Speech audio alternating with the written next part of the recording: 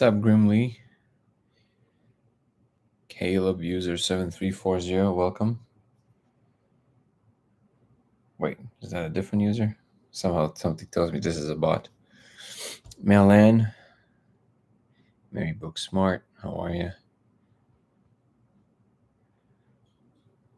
So Lisa, welcome everybody. Today's chat is pretty early and it's going to be a lot shorter than usual. What's up, Kay?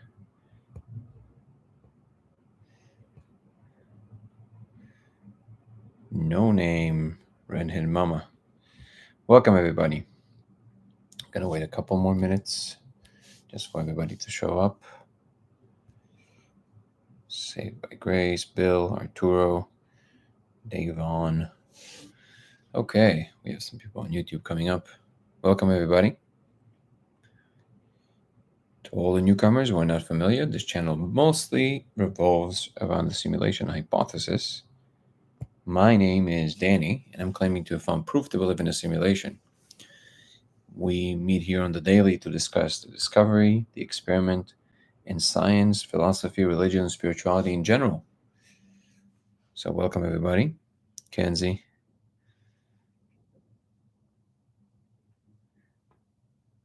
Welcome, welcome, welcome. I'm going to give it one more minute. 1 second, everybody.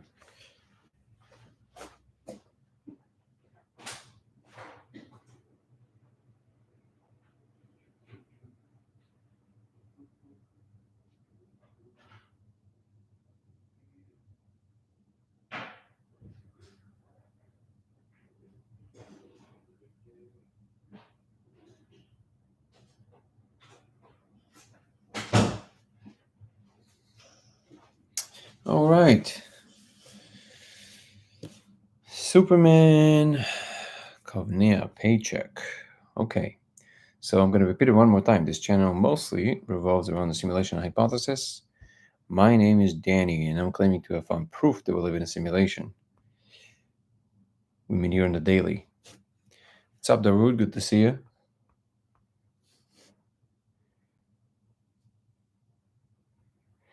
And we discuss science, religion, spirituality, and a lot of other fun topics. Glad to see everybody here. Yesterday we had a bit of a dive into also some specifics about certain scientific frameworks, like Stephen Wolfram's scientific framework that seems to be promising in terms of describing the world, not just in computational terms, but also that in a way that connects to everything else we understand about physics, quantum physics, from a technical standpoint. We discussed Melvin Vopson's paper, which states that the world seems to behave like an optimized computational system. Melvin was actually a guest on my podcast. You can go check it out on Dango Thoughts on YouTube. Once again, it's DAN, one word, GO, second word, Thoughts. Good, Darwood. Good to see you. We are living. What's up, Abe? We are living in what I call the Matrix upside down. So, in the movie, you had a scenario in which we are stuck inside of a computer program, but in the real world, my claim is that the real world is computational, and this world is just a slice of that computational larger space. So essentially, it's the other way around. In fact, when you break freer, you become part of the larger computational tapestry, not lower. By the way, Darude, if you want to come on and chat, please let me know. I'll pull you up, no problem at all. Welcome, everybody, in the meanwhile. And in the last few days, actually, Darude was part of it. We did a couple of panels, and it was completely unplanned, and it was great. So I think we're going to do that at least once or twice a week. That was a lot of fun. And today, the chat is going to be a lot shorter. If there's a lot of newcomers, you can ask me specifics about the experiment and the discovery. Most people in the chat are already familiar with it. So unless somebody asks me directly, I usually assume that you already know what we're talking about. But I don't mind recapitulating the subject. So if you don't know, feel free to ask, and I will specify what we're talking about. I was going to mention the physics from Tom Campbell. Yeah, Yeah, Tom. Actually, somebody's. What's up, Danny? Good to see you on YouTube. Somebody sent Tom. A friend sent Tom my what I'm working on, my materials. So we'll see what comes out of it. But definitely very much along the same lines. That is true. What's up, Ben? Good to see you. Glad you joined. What experiments are you doing? Well, Varor, basically, I discovered a few years ago that if you project a diffracted laser on the surface and you ingest a molecule that I cannot name on this live chat, you will see code running in surfaces. This observation has now been replicated over 1,000 times worldwide. I am in contact with some of the leading researchers in the field. Very important to mention that this does not necessarily mean that everybody agree with me that this means that we live in a simulation, but I have my convictions, and I can talk about why my convictions are there. But essentially, the code is extremely realistic. It does not look like a hallucination. It does not look like even a psychedelic visual. It just looks like a very straightforward digital clock made out of what seems to be Japanese katakana characters, just like in the movie, which is weird, and numbers between 0 and 5, and a mixture of something that kind of looks like runes or Hebrew letters, something like that. So that's the general outline of why we're meeting here on the daily. But we meet here to also discuss a lot of good things like science, philosophy, religion, spirituality, and other fun things. So I hope this answers some of your questions, and feel free to ask more. Uh, Everybody are welcome. Anybody who wants to come on and chat, just let me know, and I'll pull you up, no problem. I wasn't sure if that's what you meant, Darude. If so, let me know and I'll pull you up. I wasn't clear on that. There is a picture of the code, Abe. Yes, we are working on a documentary right now, and a lot of these materials are going to be in it. If you want to stay updated, you can go to either codeofreality.com, or you can always follow my channel here and on YouTube, Dango Thoughts. Usually on YouTube, I have more extensive materials. It's longer, and I explain more about that stuff. And actually, if you go to the channel, you will find a lot of my materials in which I'm talking about it. Always trying to keep it entertaining, so it's not just a talking head. I have a video called The Console, which talks about a particular experience that I'm having now after I've built the laser. I have what seems to be like straight up like a computer console that appears for me. And I've discovered some other people on the planet, on Earth at the moment, that are experiencing that. And yeah, so the short answer to your question, yes, there is a picture of the code. It's going to be in a documentary, and I'm going to be releasing trailers soon, so you're going to be able to see it on my channels. And I also have an email that I always respond to if anybody has more particular questions or they want to share something. You can email me at lasersimulationx@gmail.com. Once again, lasersimulationx@gmail.com. Demon Slayer, how are you? Hello. What's up, Space? You want to improve your frog skills? All right. Well, I think you might be in the right place. I love the frog skills. That's wonderful. I'm glad you joined, Danny. I know this for you is pretty late. Danny is joining us from on YouTube all the way from Hungary. Good to see you here, brother. And yeah, so this is something that I've been sharing with the world for the last 2-3 years. Since then, a lot of things started happening. I got connected with very interesting people. Some of them are with us here today.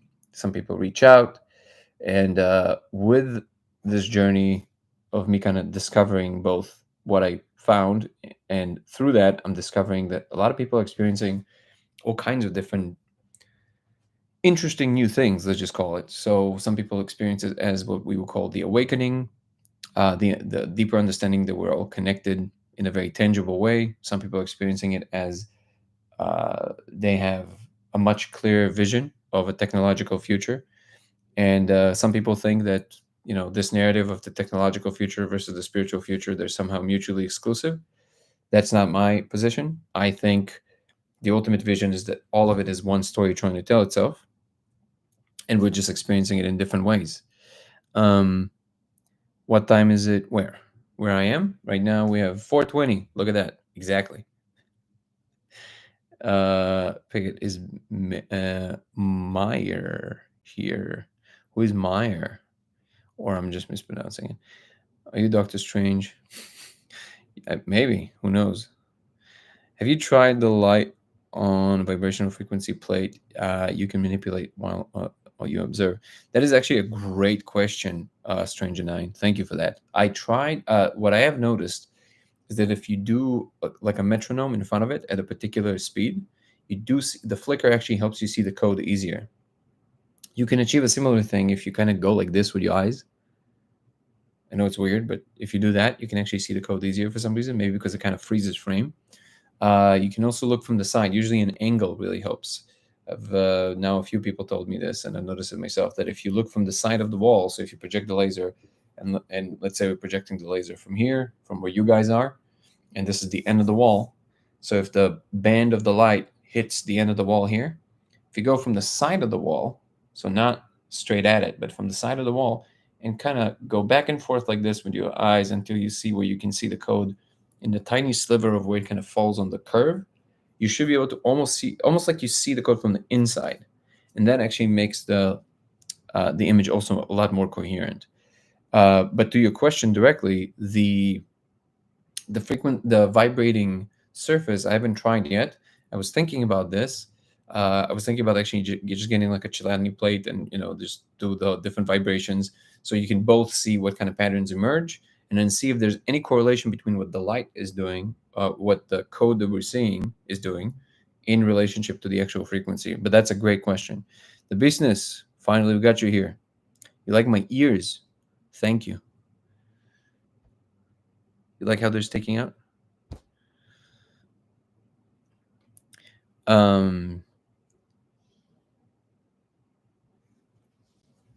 Let's see what Danny is saying. Saying, ready, Danny? How about we visit symmetry a bit?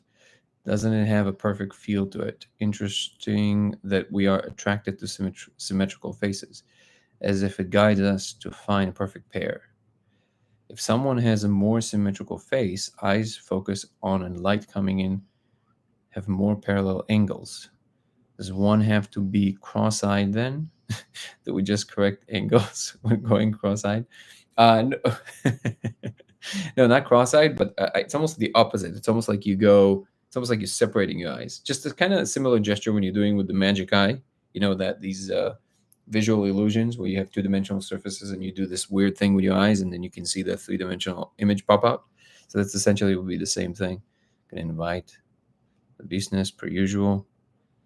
Again, if anybody wants to come on and just hang out, please, more than welcome. We had a great panel in the last couple of days. The business, we missed you, brother. Seriously, it was great. We had like 5-6 people on the panel all at once. Everybody was super respectful. It was great. So I hope to do that, more of that. JR Music Art. Wait, JRJ. Okay, so not Joe Rogan. Joe Rogan is not on our chat yet. Dan, what does music sound like when you are on the molecule? In other words, what are your auditory senses like? That's a great question. This is something that I was talking about the other day with some friends, that the way that I see all of these substances is actually, it expands the aperture of meaning. And the word meaning might sound a little bit too vague, but I think if you follow what I'm trying to say, you will understand what I mean by meaning. So the way I see it, meaning is essentially the space in which the ultimate relationships of things with themselves exist. I'll explain. So just like we always think that everything is always something in relationship to something else. But I do think, and this is the space of the full matrix of all relationships, I would say is the full space of meaning. But pure meaning of something. How are you, brother? But yeah, go ahead. You're like coming in and out. Yeah, happy to be back. Proceed. Okay, thank you. But the pure meaning of something, it's the channel in which it is in relationship to itself. I had this thought that actually started me on this whole journey that eventually led me to the laser, actually, when I was doing an ayahuasca ceremony and I was sitting outside and I saw this red cloth, and the cloth was like super red. And it was kind of dark, but I saw it as very red. Now that's a very common thing. You see it on. By the way, I'm answering your question about sound. I know it sounds like a roundabout, but I promise you it leads to an answer. And And I looked at that red cloth, and it's a very common thing that on these substances, colors will become more, right? So we say they're brighter, but I'm not so sure that they're brighter. And this is exactly what was on my mind. I was asking myself, why is it redder? What is it going on? Because I know there's not more light coming in. So why do I see it so red? And then it hit me that probably what's going on is that these substances, they expand how much of the actual essence of whatever you're looking at or experiencing comes through. So the reason it's redder is because I'm now perceiving more of what red actually is. Now, this will not make a lot of sense to somebody who's coming at it from the very, you know, cold, scientific, calculating place, just a kind of physicalist perspective, because science is convinced that colors don't actually exist. They're just light frequencies exist, but colors are just the result of the different light frequencies or the different light wavelengths that make it appear to our eyes as different colors. Now, this, of course, is based on your axiom. If you assume that the fundamental thing is just the physical world, then this kind of thinking makes perfect sense. But if you think that consciousness is fundamental, which more and more people now, even in the scientific community, are starting to accept, then this notion doesn't make any sense. And in fact, the red color is actually the fundamental thing, the experience of it, the qualia. And the light uh, wavelength is just an abstraction we use to explain what changes when we're measuring the thing from a third person perspective. So the reason I'm saying all this is because if you perceive more of what the thing is, it will explain why you see the deeper connections of everything. It will explain why things are redder, why people seem more, like you understand more of what the person is. You understand conceptually how things connect to one another because you go into a deeper part of the pool of meaning. And you know, when you're in the presence of something alive, like a tree, you're like, oh, I get it, what it is. It's not just the thing I call a tree, like you understand its totality, right? So that takes me back to songs.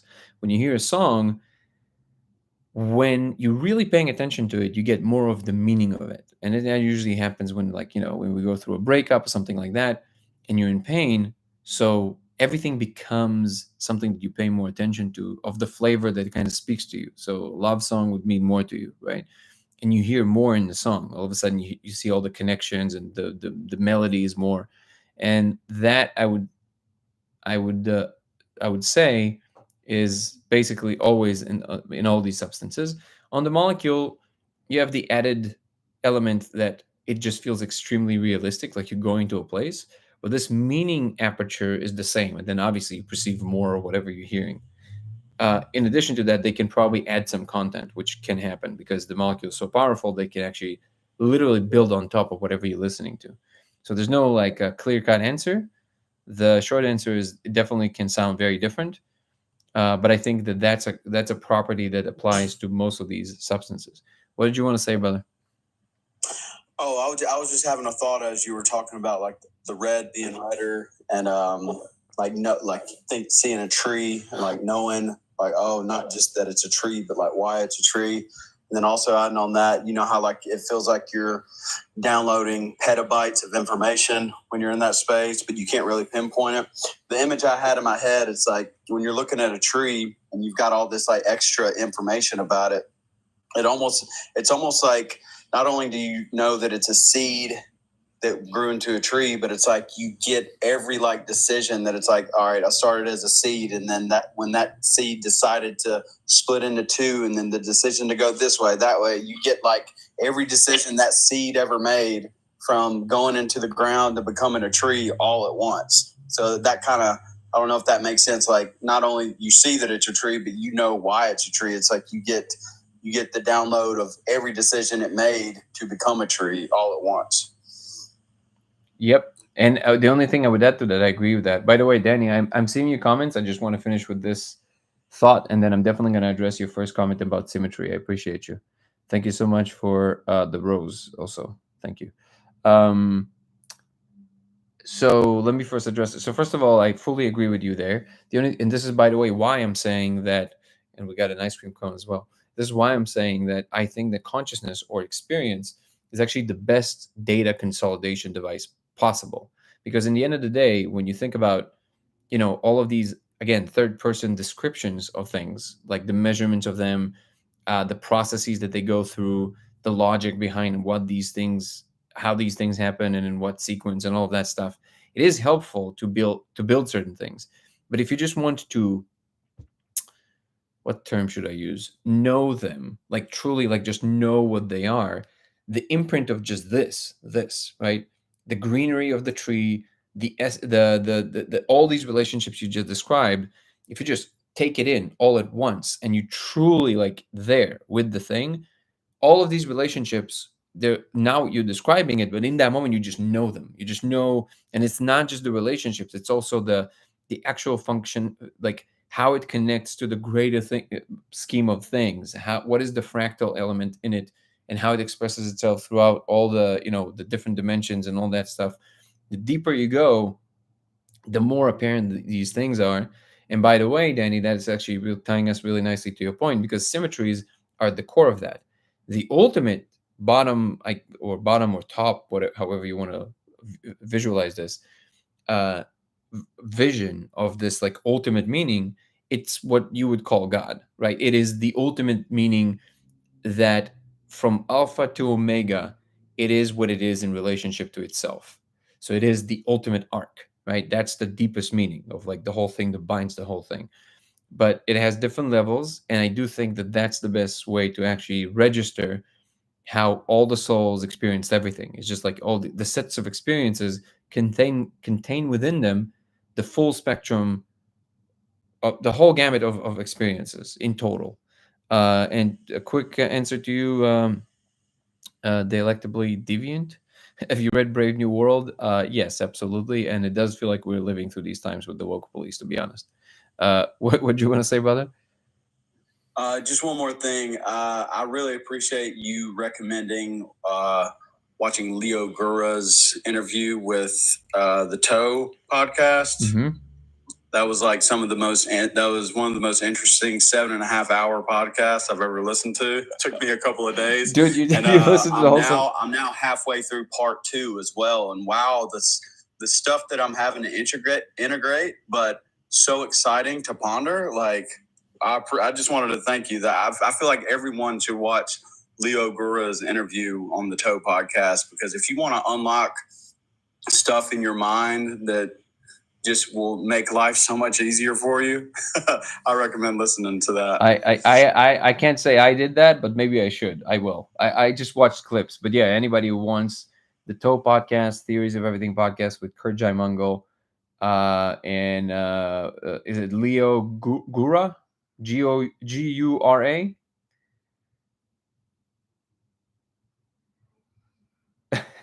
Okay. Insanity is sanity. Thank you so much. Also, it is actually really funny, Julia, because yeah, theory negate reality, and it's not what's up.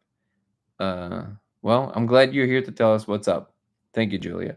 Also, it's funny that you said, "What are you smoking?" Because yeah, exactly. What are you not smoking? That's the question. Um, doesn't negate reality. How do you mean? I think she's an NP. No, don't put the acronym here because they will block the chat probably. No, I'm after live. Give it. Yeah, don't be saying the N word in here, bro.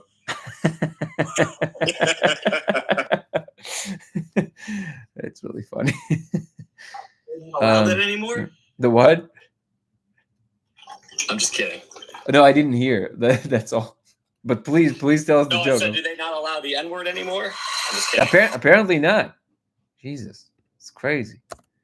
It's crazy. You know, it's funny that whole. I have to be honest. Like that whole racial thing in general, it's really truly like it was really weird to me because I wasn't born here, and I've never really truly appreciated how charged this topic really is, because like truly like it like really like it never crosses, like it never even crosses my mind. Like I don't think of my black friends as like, oh, these are my black friends, these are my white friends, just like these are my friends. So I remember when BLM started, and a friend of mine who was a really good friend, and I was how you know somebody but then you realize there's a lot like elements of them that you just never realize you don't know. And he was like, "Oh, we gotta go out there. We gotta support the thing." And I was like, and I was looking at that. And I mean, I didn't see it in a favorable way at all, because I knew that it's not gonna achieve what they're trying to achieve, and it also felt like very pernicious. And I was like, okay, well, you do you, but I'm telling you that what I'm seeing is the beginning of some kind of a breakdown of society. That's what I'm seeing. And he's like, okay, well, and then when we started talking about it, he was like, well, we gotta, bro, you don't even realize how racist we are. And I was like, wait, you speaking for me? And then I was like, hold on, James, how many, like, because I never thought about that. I was like, do you have like black people you know well, like good friends? Is like, no, but like this is exactly my point. I'm like, and then I started listing to him the people that, like, my close friends that he knows that he never thought about. And I was like, okay, what about Desmond? And he's like, yeah. So basically started listing all of them, right? And he was like, right, but like, and then I started realizing that he grew up in a way that just, I guess, he never, that the social element was such that he never really engaged with people of color in that way. And then he all of a sudden realized, but because of that, society told him that that's bad, so he like categorized himself as a racist. And it was like this weird, like inner circle of like crazy psychology. And I was like, dude, This is a good these are just they're just they're just people. They're just people, There was a bro. biology neuroscience question or comment earlier, and this is a good transition because it's like, I mean, and again, I'm like-minded. It pretty much a lot of the things that your work represents. Just as a disclaimer before I go into like a very analytical rant here, but yeah, I mean, Homo sapiens, they're hard, and other primates, right? Hardwired for in-group, out-group. Because why? It increased fitness. It was a survival technique and tactic. And because we lived humans are 200 to 300,000 years. We became agrarian 60,000 years ago, right? So the vast majority of the existence of Homo sapiens have been living in tribes that were 30 to 40 people. How do we know this? There are plenty of fossil records and depicting this. And anyway, the point is, it's an artifact of that. However, we have this thing called the prefrontal cortex for executive higher function, so we can overcome these lower, more primitive things, right? So anyway, someone mentioned earlier about like being attracted to facial symmetry, right? Mm-hmm, yeah, Danny was saying that. It wasn't exactly related to what you're talking about, but I just wanted to speak to that because we have an area in the brain called the fusiform face area, sometimes called the fusiform face gyrus. It's interesting because this area, which is anatomically quite large in the brain, it is actually used to the most complex thing that human beings analyze, and the most kind of like computing power by metric of neuronal activity in the brain that we use is to actually analyze the face, the human face of all things, not math, not whatever other complex. It sometimes uses and outsourced to other complex shapes. But the human face is a thing that we look at more nuanced than anything else. And now I'm going to tie this into race because this is actually pretty interesting. If you this is where we all get canceled. Proceed. It's going to be fun. If you grow up in an area where you are only around, let's just say, one ethnicity. Okay. As opposed to growing up in an area that's, and you're like, I'm talking about formative years. I'm talking about from year zero born to like 6 years old. What happens in developmental psychology is this thing where when we can be imprinted, we're so impressionable, right? And this area of the brain is being programmed to basically differentiate. When this happens in the first scenario, and there's a lack of ethnic diversity, let's just say, not just in our family, but our community in general, and the faces we see as a baby, that's when it becomes more difficult to differentiate between faces of other races. And you see this phenomena, and what do people say? They say stuff like, oh, the people of X race that isn't my ethnicity, all look the same, right? There's science behind that. It's not just a psychology. It's actually like a wiring thing because you haven't developed the ability to tell the difference between it. Now, again, I'm talking in complete neutral, analytical, scientific terms. I'm not coining anything in good or bad. I'm just saying this is like, those are the mechanics. Yeah, isn't there like I don't know if it's an urban legend or not, but if I'm not mistaken, there was something about that, like that you're not a lot. There was something about that, like if it's a different creed, your ability to pull people out of a lineup is like counts for less because you literally you're incapable of making the same distinctions. Is that true? Can you clarify by what do you mean by creed? So, well, like it's not an actual different race, right? So it's like if a white person is picking some like black people out of a lineup, they have a much harder time actually differentiating between them because of what you just mentioned. Because their sample rate is known in the scientific community, which is why I mean, first off, memory is so it's. I mean, we use it in our judicial system for testimonials and eyewitness testimonials, and human memory is it's so subject to error, but.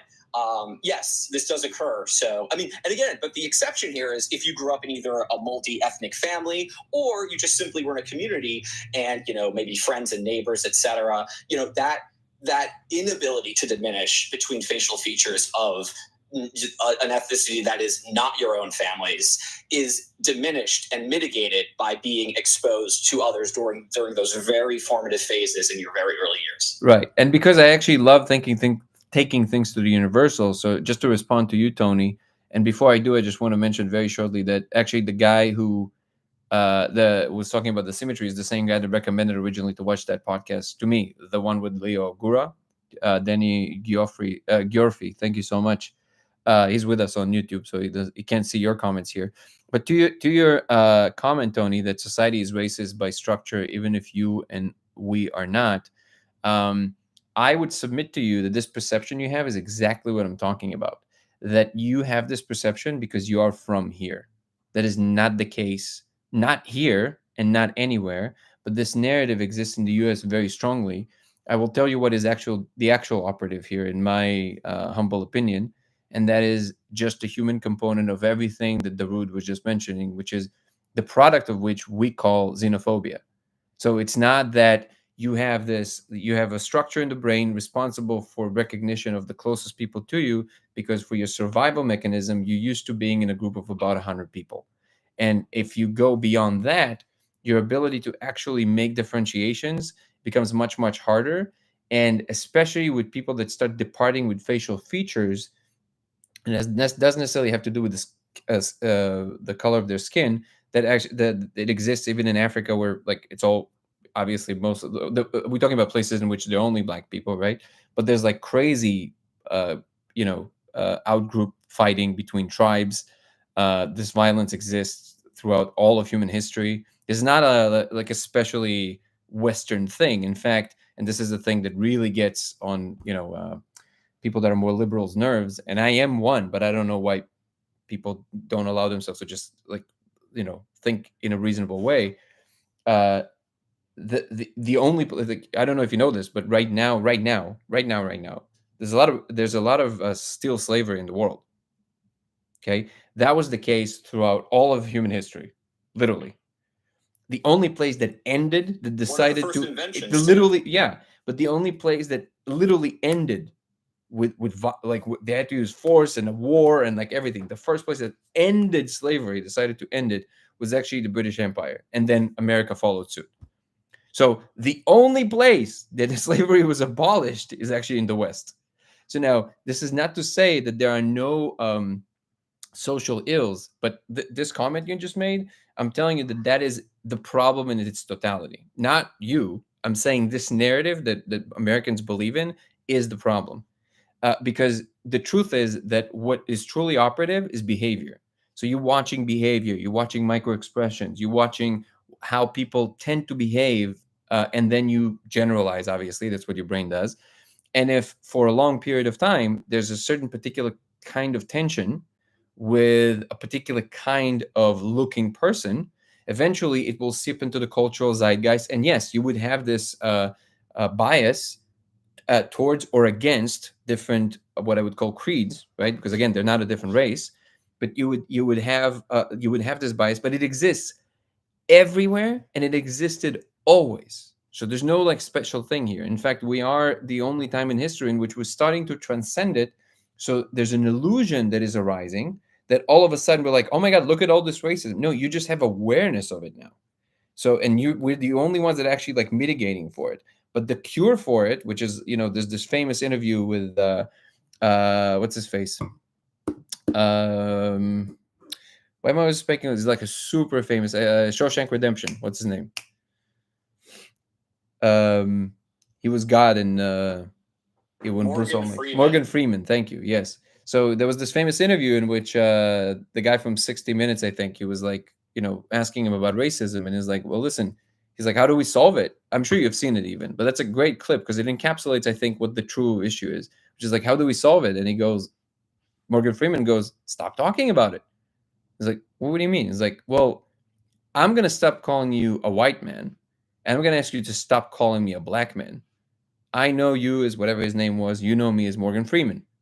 That's it. That's how you solve it.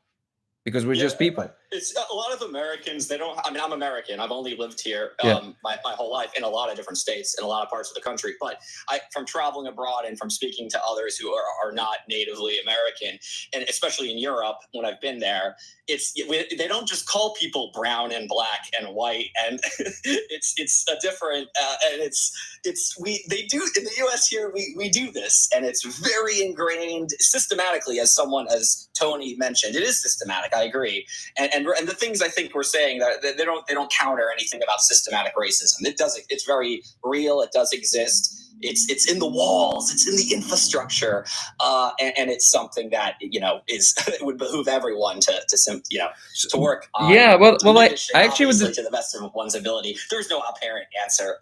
Of course, even talking in that direction, but it's illusion. All divisiveness is illusion too. I mean, what I would actually go as far as disagree with both of you. I don't think there's a systemic problem. Systemic means literally it's in the system. I think Americans don't understand what that means. Literally, it means it's in the system. So Nazi Germany institutions don't that is not true at all. So in Nazi Germany, you had a systemic racism where it's the policy of a certain organization to not, let's say, hire Jews or something like that. Okay, that's systemic. If you're talking about a bias that exists in society, which is true to different degrees and in different places, that is not systemic. Okay, and that's an important differentiation, because the belief that there is a systemic racism actually causes you to seek it even when it's not there. You know the famous experiment with the women with the scars on the face, right? Where they put like a different things on their face that kind of made them look like not as pretty. Like they actually they brought a makeup artist and they put something on them. And then right before they went, the experiment was right before they went into a job interview, or it was some kind of an interview, I forget what it was. But basically, the makeup artist was like, oh, let me just fix this real quick. And the mirror is already gone, so the woman doesn't see the mirror anymore. But they basically just remove it. They wipe it clean. So there's no more anything on their face.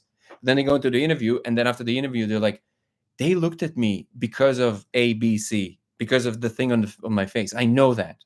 And they were convinced, but there was nothing on their face. So the point is that the belief that something exists when it doesn't actually causes you to seek it, and you see it everywhere. And that is the thing that perpetuates the problem more than anything else. Now, I want to say something very important, because a lot of people confuse this kind of rhetoric with the expression of the belief that there is no issue whatsoever to remedy. Of course, there's still definitely racist people. It is not in the system, and that's a great thing. It's not like it was before, right? And the important thing is that you have to recognize that when people are talking to each other, they're talking through their filters of what they already believe to be true. Hold on. See the truth police. Hold on.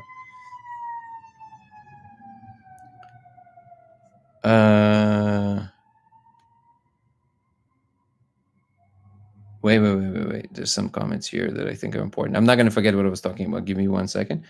I recommend this to maybe only you, Danny. Take a snippet from this solipsism episode, but don't watch the whole thing.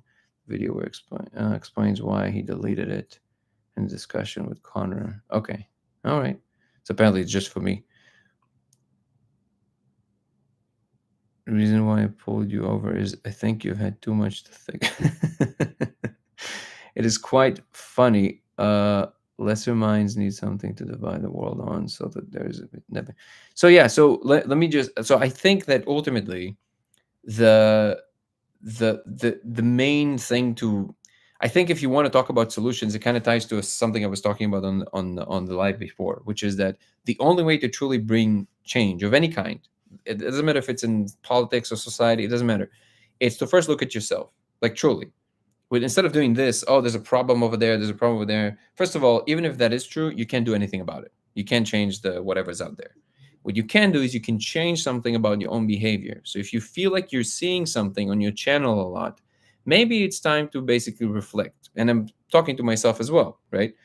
And when you start doing that and you actually start playing with the things you in fact can change about yourself and about your behavior, very quickly, when you recognize that all these little elements, yesterday we were talking about authenticity and how when you enter the mushroom space, it's very important to kind of recognize that you can be a piece of work sometimes, because the mushrooms like that. The mushrooms like when you recognize that there's a lot of things in you that need some work. So because now they can help you versus you just kind of pretending that like everything is hunky dory and you're amazing, right? And in that sense, when we make all these finger pointing statements about the world, I think that it's a product of lack of recognition that a lot of the ills that we attribute to the world is actually in us. Now, it can be something a little different, but the fact that we all know, if you can recognize that there's a lot of things in you that you truly need to work on, and I don't mean like tell it to other people to sound better, but like truly like with yourself, kind of like it should hurt. If you truly do that, it should hurt a little. Okay, it's like, ugh, damn. Okay, yeah, I got to work on that. So when you do that, two things happen. First of all, you're on a much better trajectory in general.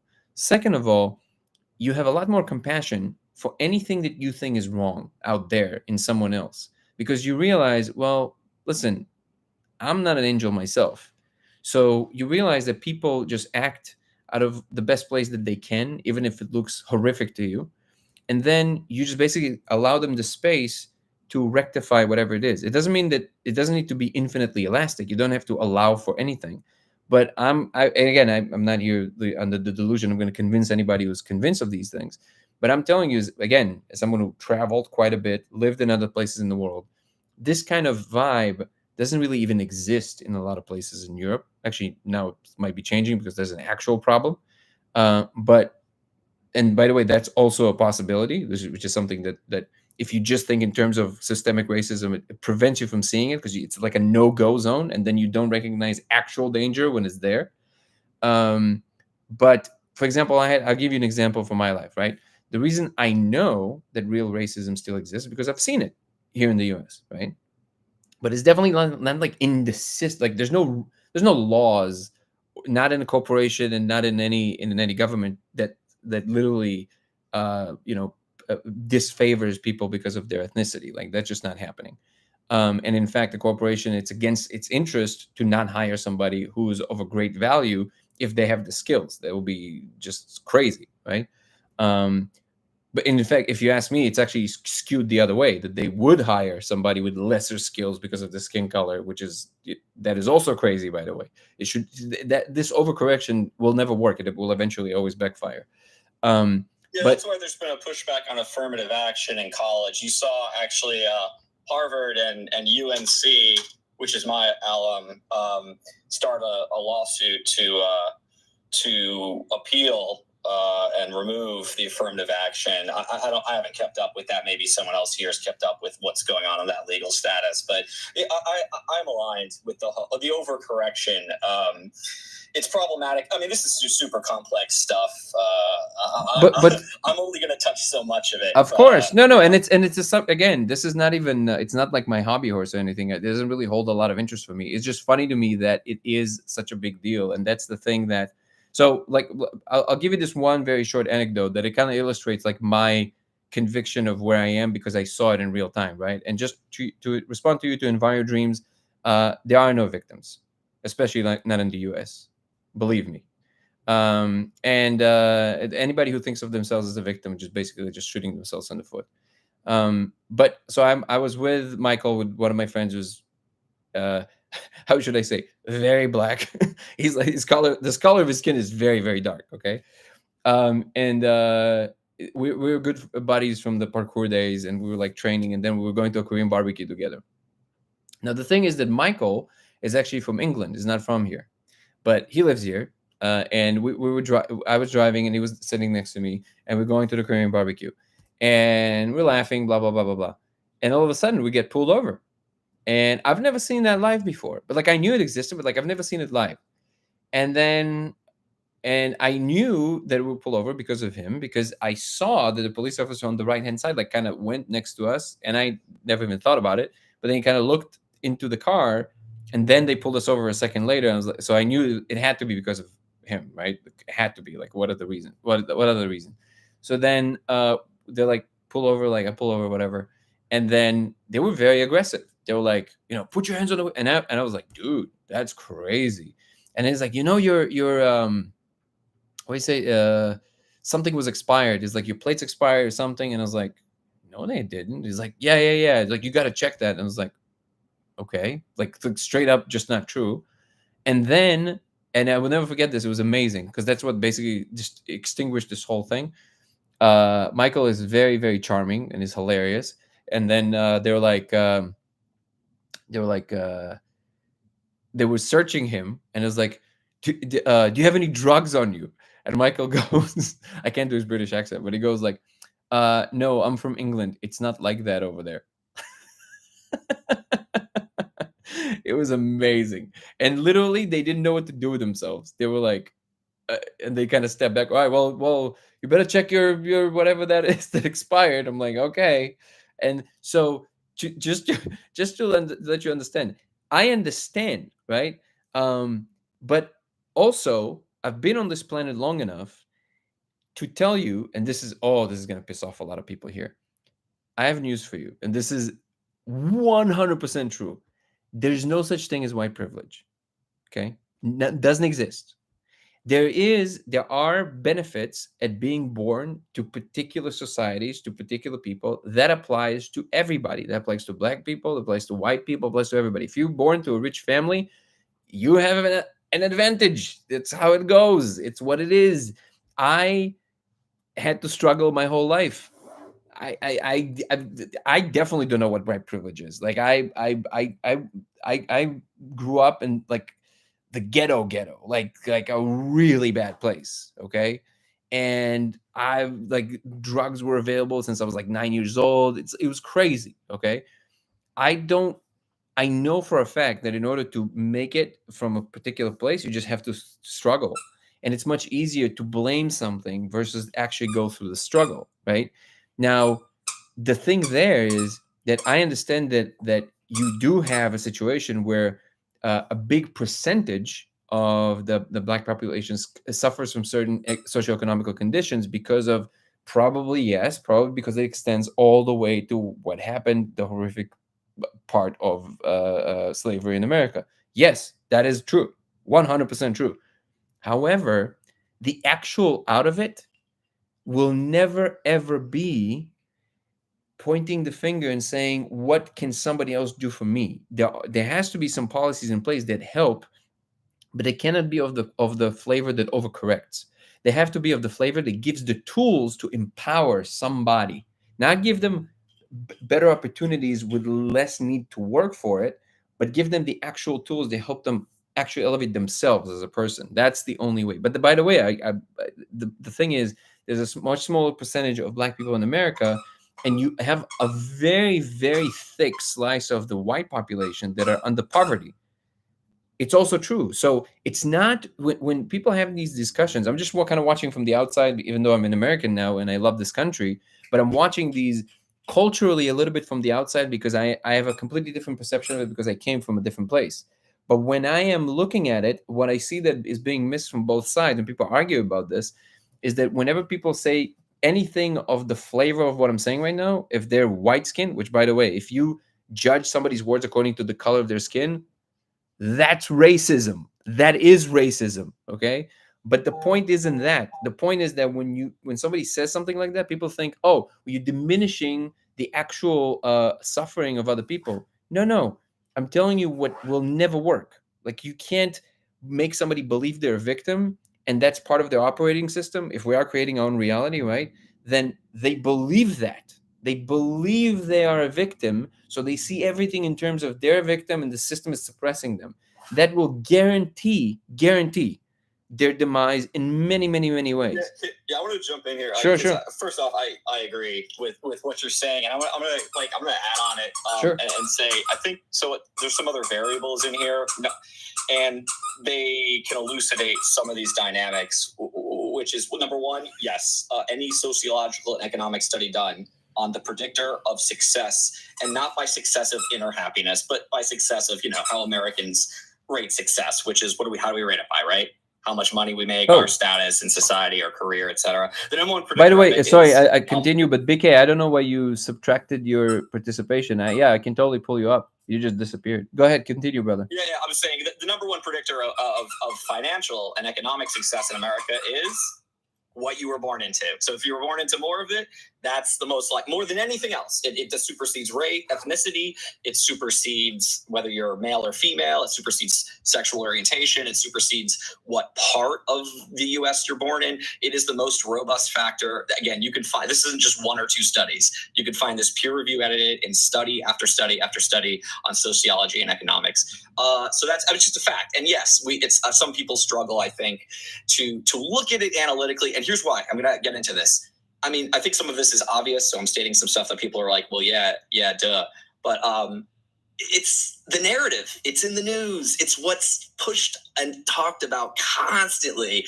And even though a lot of us, we don't want to hear it, or we're like, agree with it or don't agree or whatever, we're neutral on it, or we're aware of it. It's just like, it's done on purpose, because you gotta, what the media in a lot of parts of Europe, is it the same as the media in the US, Danny?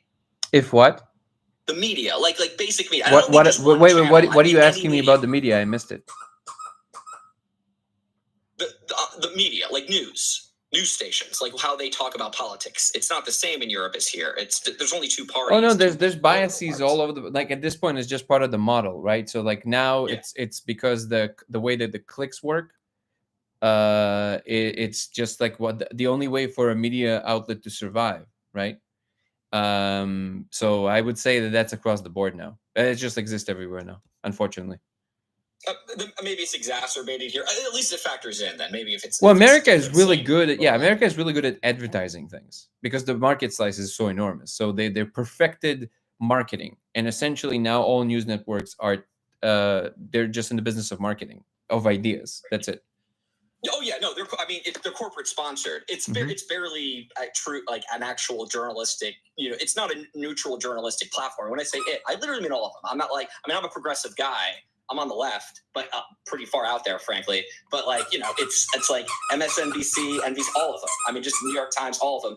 Doesn't mean that there's nothing right, that there's truth. Obviously, there's stuff in there, but it's mixed. It's complex. Anyway, whatever. I don't have a lot of this stuff is obvious. Plenty of people know it, but I think that's part of it. We get just barraged with all of this constantly, and that's why it's in the zeitgeist. That's really one of the reasons Danny, you're bringing up. Well, I don't get why. I think that's one of the main contributors. Well, I think that ultimately for me, so we always say things because of because something that in these things matter to us, right? Yes. Wait 1 second. Bad influence. They're not a corporate sponsors. They are, and then only give us. So this actually ties it for a second to the simulation talk. There's the two types of matrices that I'm talking, and I think this is actually, I think, Tony, are you still here or we lost you? Because if we lost you, that's a shame. And I think because if we lost Tony, I think it exemplifies something here. And this is exactly the point that, so you have the lower S, you have the lower M matrix, and you have the capital M matrix, right? The lower M matrix, this is, by the way, Cosmo playing with his toy, so you'll forgive him. But the lower M matrix is exactly this. It's the matrix of ideas that we swim in, that we're convinced by. And if there's anything that I know for a fact is the main contributor to how your life is going to go, is what you believe about the world. The reason that what you're mentioning is the main indicator of success, like being born to a really wealthy family, It's not just that there's a lot of money and there's therefore opportunities, because opportunities, sometimes you can drown in opportunities and actually end up on the other side of it, right? You can have actually a lack of struggle, and therefore you never develop a good character. So you actually, and if even a little bit kind of goes down a little bit, now you feel like there's big lack, and now you actually like falling off, right? But the main reason is because wealthy people teach their kids about economics, about money, about how these things work, how to actually implement internal tools, how to mingle with the right people. All of these skills are the main factor of why they become successful. If you grew up in, so again, I can speak to you, I don't know what everybody's experience here is, but if anybody here as well grew up in a, even a little bit like a lower socioeconomic status, which I have, and there was a lot of violence around you, you become a very angry person, right? I know for a fact that all the parts of my life in which I was struggling more than anything else was because I was wearing the suit of I'm angry at the world. Things are not fair. Fuck everybody, right? That attitude is your jail. That's your prison. It's nothing else. Because if you're friendly, and it's not your fault, it's not my fault that I was born into whatever I was, and then I experienced all the violence and all that stuff, right? It's not my fault, but it is a fact that was my prison. Because the second that you let go of that, it's easier to deal with you. It's easier to be around you. It's more favorable to be around you. Who wants, let me ask you like a specific question. Here's where this is like demonstrably operative, right? So for example, somebody shows up for a job interview, right? It doesn't matter if they're black or white. If they have an attitude, what are the chances that the person who's hiring will hire them versus somebody who's just kind of very easygoing and listening and all of that, right? So this tough exterior may be good for surviving in particular, parts of the population, but they're not good when you're going for a job interview. And it has nothing to do with the color of your skin. It has to do with, I don't want to hire somebody who's going to give me like dirty looks all day. And every time that they're going to feel that something is a little off, they're going to think that I'm, like against them. And like, I don't need that feeling in me every day. Right.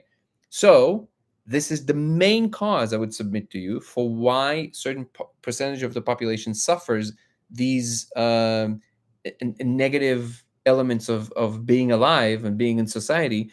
And yes, you have a strong skew towards the people that belong to certain societies that are more predominantly black. Because, oh my God, hold on. Okay, come on. Okay, hold on. Poor guy. 1 second.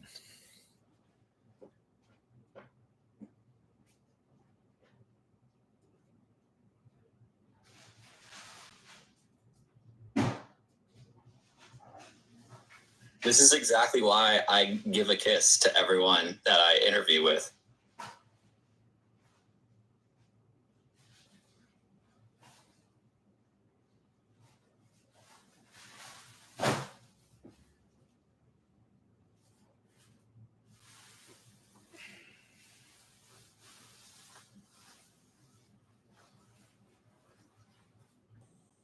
What do you mean, like a physical kiss? What type of interviews? Oh, just all of them, just across the board. I'll lean in for the hug, and then if they're not pushing me off, I go in for the kiss. They know that I'm gonna I'm agreeable. Yeah, namaste. The spirit, the light in me sees the light in you. Well, I mean, once we realize that we are all God, it's hard to be racist anyway. But I understand. Oh, yeah, I'm aligned. I mean, I kid. I mean, like, I agree with what Danny's saying, for sure. So yeah, I'm on such like a zoomed out consciousness that I was telling him, Danny, like after watching that Leo Gura interview, it's like, I don't see how I could ever have an inkling of being racist or prejudiced towards anything. Once you realize that we are all God, like broken down, once you see the light in other people as they are you, it's like, and you have so much love and compassion. It's just getting everybody to that point. I appreciate you sharing your perspective, Danny. You've always got some good insights. Well, I think that for me, I appreciate that first of all, but for me, and again, I don't know. I think we have, and if we haven't, great. But if we have, and I really see it as that is the problem in its totality. So, Tony, if you're still here, please voice yourself, and you can come on and talk about it. But if not, this is the problem. When you have a conviction about the world, and somebody says, "Hey, I think your conviction is wrong, and this is why," if your intuitive sense is like, well, let's not waste time about this and just drop out of the conversation, that's the problem. Because then you can't touch it. Then that's the problem, because society can't touch it. Society just exists in this constant angst and pain. And you can't even talk about it. It's like being in a marriage in which you have this unspoken pain, but you can't talk about it. It's a nightmare. Okay. And because I'm not yet that big as far as like my channel and stuff, I want to make sure that whomever is following me knows exactly where I stand, because I always come from a place of love. I don't want to get to a position where, we have, I don't know how many followers, and then a bunch of them drop out because like, oh, but you think this. No, I want you to know now. And it's nothing to do with race. It has to do with the truth of the matter. That's the only thing that matters to me, right? And I will tell you why I think what I think, and because I know so look, again, it's like people say, "Oh, you're using the black friend card." It's like, what do you mean? I have black friends. What, like, how is this not proof for you that this doesn't matter to me, right? Like the people that I love dearly, they're like my best friends. So like I don't keep them around so I can tell you about it in an argument, right? It's people that I care about. So now, if you don't understand that there's an important element that has to do with the human component versus the black white component, that is the problem. It's human. People disagree. People don't like each other when it's different. People don't like each other when it's from a different socio-economical position. But it's what humans do. It's what we do. And that is a very important element to carry around, because if you're only looking at it through the perspective of like, oh, okay, because it's different, you're talking about it as if it's exotic. No, it's not. Like I literally never thought of my black friends as exotic or different or special. They're just my friends, just like my other friends, and that's it. And some of them are just much better musicians. That's all.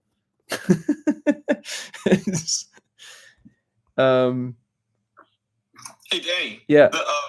But I think this is part of Tom Campbell's work, because I heard it secondhand. I've yet to read his book, My Big Toe, which I'm working on. But so yesterday or a couple of days ago, maybe, you talked about the many worlds interpretation, which I'm of mine of the many worlds interpretation over Copenhagen as well. Mm-hmm. And I'm wondering, Campbell speaks about intent, mm-hmm. like which essentially there's like all of these like kind of arborated, like complex, like, I don't know, not a finite, not infinite, but a finite amount of many like branches off the tree of like versions of reality, like a human consciousness can experience, and it kind of surfs it, riding it, and the intent and the ideas determine, where it's going. Mm-hmm. Is this something that are you familiar with his theory of this? Yeah, so I'm familiar. But what is your specific question about it?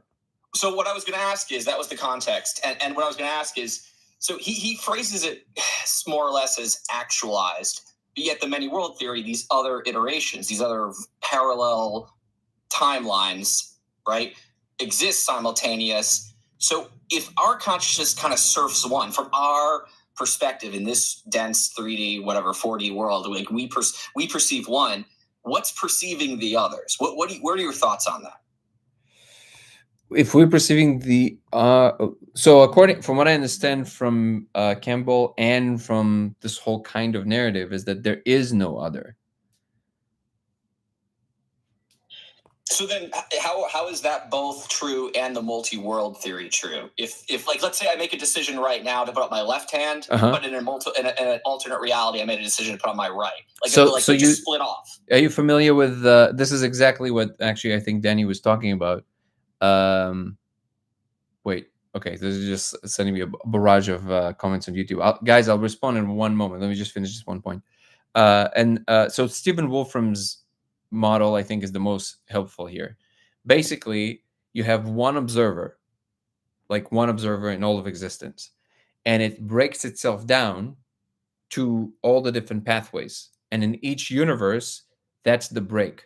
So the wave function collapse is essentially a split between the observer only seeing this history and another part of the observer only seeing this history. And so it goes. Well, so yeah, that's, I mean, okay, that's both in my meditations and intellectually what I've researched the science. This is what intuitively seems to make sense, and I'm aligned. I guess I'm just throwing it out there, like to anyone. And I can't. By the way, is there another chat from another platform you're streaming from that isn't TikTok right now? Yeah, YouTube as well. And they have like Okay. a bunch of comments. That's why. It's All right. Dango Thoughts on YouTube. That's all. I'll jump on there to read that, just so I'm just understanding. But anyway, so right. So this fractal of our consciousness experiences, one lane all the way through up to the end, right? But there's so many others. So what do you think the other fractals, or whatever, for lack of a better term, of our consciousness experiences all the others as well? Say that last part again. What is experiencing all the consciousness as well? So again, the version of me that put up the left hand versus the right hand, I'm down the right hand path. The version of me that put up my left hand, that's just another iteration of my conscious that experienced that as well. But because it's not me right now. So you're thinking of terms of personality versus an observer. And I think that it gets a little murky because the idea of the ultimate observer would not have what you would call a feeling of a self. It's just the element of being able to experience. It's almost like, I call it inness, right? It's the element of here versus there. So it might have inness, but it doesn't have self-perception per se. So it's not like it knows it is a whole thing, and then all of a sudden it's like it doesn't know. Maybe it does. It seems to me like it wouldn't know because it doesn't have anything that it's like to be in relationship to, because there's nothing outside of it. And the only thing that gives you this feeling that you versus it is the fact that you have an external environment. But if you're talking about the totality, it does not, by definition, it does not have an external environment. So it does not have goals, needs, wants.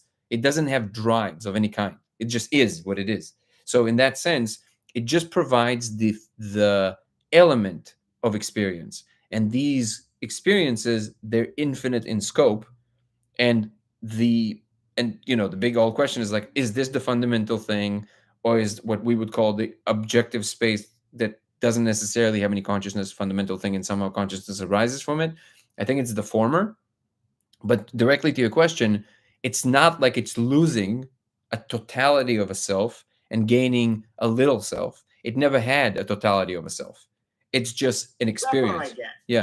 Absolutely. That part I'm aligned. Yeah. Yes, of mine, that of the mentality that it's the physical, virtual kind of matrix reality that emerges from consciousness, and not vice versa. Yes. So that nothing's lost. It's all whole. We're all one. We're parts of a whole, the sort, whatever you want to call it. That's where I come from, at least. So I do want to touch on another point there. 1 second, but before you do, I just want to acknowledge, first of all, Isabel, I see your comments. Thank you so much for your sharing. I appreciate that. Everybody else, I do see it. I am short on time today, so I want to try and address some of the YouTube comments, and then I'll jump back. We'll discuss a little bit more with you, Darude, and the business about what you wanted to say, and then I'll have to adjourn. So let me just read a couple of comments. If you can just write down what you wanted to say so you don't forget. I want to write we have a bunch of them here on YouTube. You don't judge a book by its cover. Don't pick your property. Cover is the key factor. Judgment. Yeah, and exactly, Danny. And that's really was my only point, that I'm speaking from experience, which you can see the world as a victim, and that never serves you. And then you stop seeing the world as a victim, and all of a sudden the world smiles back at you. So do you want to feel vindicated by some external environment that kind of gave some justice to like recognize something about your existence, but then started, but it's doing that by reassuring you that you are a victim, versus an environment that helps you transcend that feeling, where it's basically teaching you how to fish versus giving you fish, which is like, now you get to just enjoy life and not worry about all this nonsense, which, and I know it will upset a lot of people, but it is truly like, it's nonsense. I think it's just like, I don't know what happened, but it's almost like parents just didn't educate their kids that to just merit, show up, do the thing, everything is going to be all right. Possibilities mindset. It's not fair I had to pay, said privileged kid paying with a parent credit card when son dirty hungry. That is funny. He says, "It's not fair. I had to pay," said the privileged kid paying with parents' credit card when saw the dirty, hungry child getting free meal. I just wanted to join the brainstorming. Don't waste. Okay, let me see here. This is a global thing, man. Very comfortable tool to divide and can easily appear organically when one suffers and tries to grab the fast explanation. Yeah, like I said, it did become global now at this point. That doesn't include responsibility. Responsibility, I think, is the key word here, actually. So thank you for that. Reposting in case it was lost above, but been seeing code while meditating outside closed eyes, looking towards the sun. Was wondering if you had any other reports similar to the sent to you. Thank you, Isaiah. Yeah, it's the most common email I get. I see the code without the laser. I would say that that code is a little different. It's much more malleable that you can change with your attention, and it's not as concrete. Now, if yours is super concrete and you've seen the thing in the laser and you can compare the two for me, I would love to get your email about it. Or maybe you already emailed me, I'm not sure. But if you haven't, email me please to lasersimulationx@gmail.com. Again, lasersimulationx@gmail.com. Danny would say that that is a different code. Oh, well, Danny, you know me very well. Going to respond. Okay. In the laser, it is much more detailed. Oh, well, Danny, you did all the work for me. I should have just read your comments. Thank you so much. Less detailed, definitely, and not one experimental. Now switching the focus to Danny. Let's make distinction here, as we cannot navigate here without that. Let's go. Dan, after you smoke the molecule and it ends, do you dream any different than usual? Great question. If I do it a lot in a short period of time, which I haven't done in a while, yes. I do notice differences in my dreams.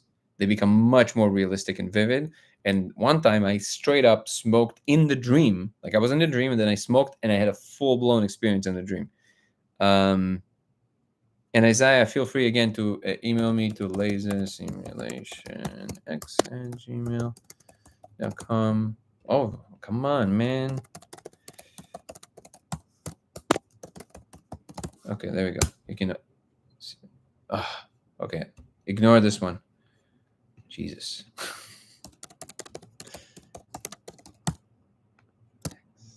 @gmail.com. Okay.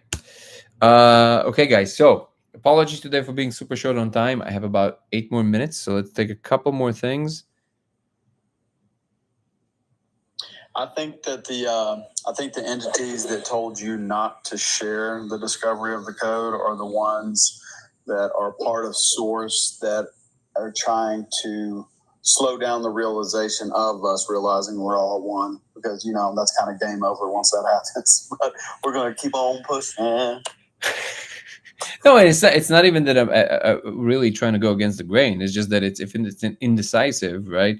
And it's like there's a different of opinion. I mean, listen, again, like I always say, like make it unavailable then. Why are you putting it on me? It's like, why are these entities being racist? Yeah. No, what would you call it? Wouldn't be race, it'd be Hey Tony. It'd be what word would you use of a higher dimensional entity being? What word is that? Multi-dimensional races. Yeah. I'm glad that Tony joined back. Welcome back, Tony. We're just I was mentioning you as well. I hope you didn't jump off because of the subject matter, because I do think that not talking about it is worse than talking about it, because everything is up for discussion. And just to reiterate one very small thing that is important for me that you understand, it's never to diminish anyone's pain. I've had my share of pain in my life. I understand what it's like to be of the victim mentality. I held it myself. Oh, okay. Okay. Well, I'll be honest with you. It sounds like there's some like a negative push there, that shouldn't be there. Then there was a value in describing why it's natural. There's tremendous value. The value is that most people believe that it's somehow special to either America or the West. The recognition that it's a universal thing basically gets us off our high horse of saying we're fighting the man, because you're not fighting the man, you're fighting human nature. So we are all doing that. We're trying to figure it out and be the best versions of ourselves. And again, it wasn't really talking about you in particular. I was talking about a very general narrative that exists. And because like I said, I know what it's like to feel like I'm the victim. and I know what it's like to step out of that, and that's the only way to truly actually recognize something.